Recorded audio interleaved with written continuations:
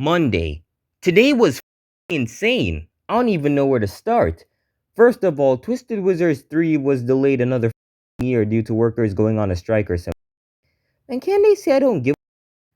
Then I realized we ran out of Cookie Puffs. But man, all the real bad started to happen when I got to school. Or it could be good depending on the way you look at it. So I'm just minding my own business in math, and we had a pop quiz. Now, I fucking suck at math, but I'm thinking it's a pop quiz. It can't be that bad when I flunk it, right? Wrong! She said it was worth 10% of our grade. I have a fucking C minus right now.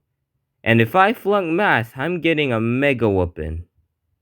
So I'm just hoping and praying that I get some of the answers correct. And luckily, it was a multiple choice quiz, so that's my saving grace.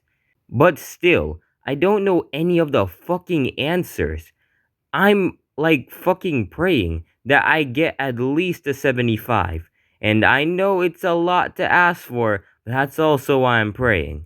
But when all hope seemed lost, we all heard this on the announcements. Attention all students, this is a lockdown. There was a fucking lockdown. The teacher tried to get us to go with the lockdown procedure, but the problem is that we practiced it once in 5th grade. We're in 8th. So to say the class went ballistic is an understatement. And the final nail in the coffin was when we heard... The second we heard gunshots, we fucking fled the room. Everyone forgot about the lockdown procedure. Who knows? It could have been a better scenario than this. Everyone's new objective was to leave the building, but the shooter was camping the closest door. So everyone who went that way got a mouthful of bullets. Luckily though, I'm pretty slow, so I was in the back and I could see what was happening. But I'm pretty sure his gun was fully automatic.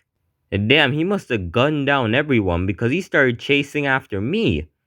I eventually found my way to the library, which I thought would be a good hiding spot. And there I found Rowley. I thought there was no chance in hell that he would survive. And my confusion grew, as he states he has no clue what silence is. Greg! I was about to dip because, quite frankly, Rowley's a liability. When I noticed Holly Hills was in the library with us, she had headphones in and couldn't hear. She probably didn't even know what was happening. I was about to say something when the shooter walked in. Now, I'm an ordinary kid.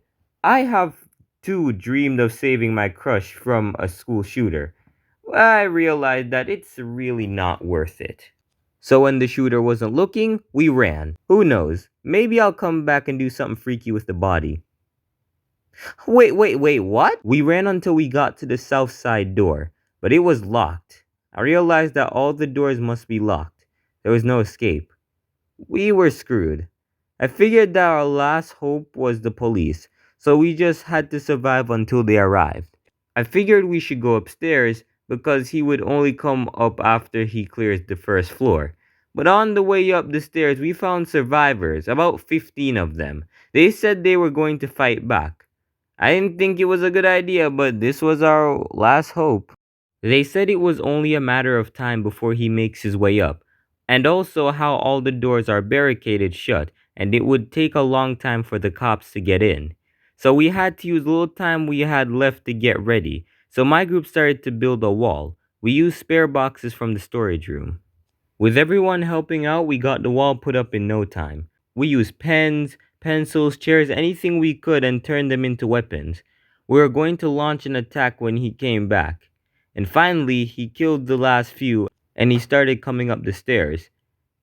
We all got ready and in position. And finally, he came up.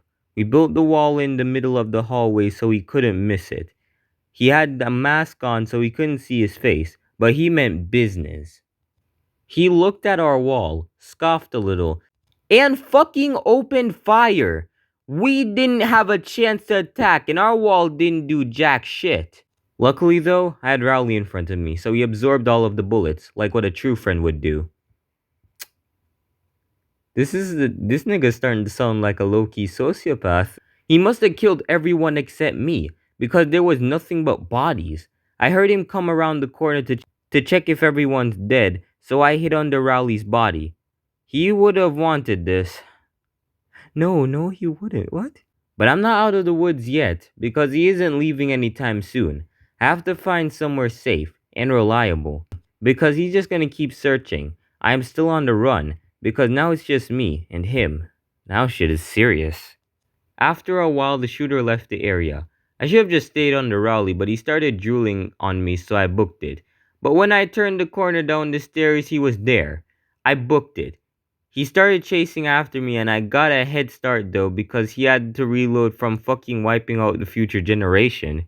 But once he did start chasing me, he did not go easy. He was fucking fast. But on the bright side, he didn't hit any shots until one hit straight on my ankle. I could barely walk, let alone run, so I hopped into the music room and hid under the table.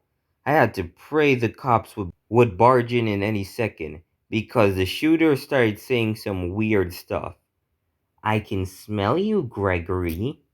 But eventually, after deciding he would find me anyways, I left my hiding spot to attack. I went up and tackled him to the ground. He wasn't expecting it, but I had to get off the ground quick because he was a good wrestler.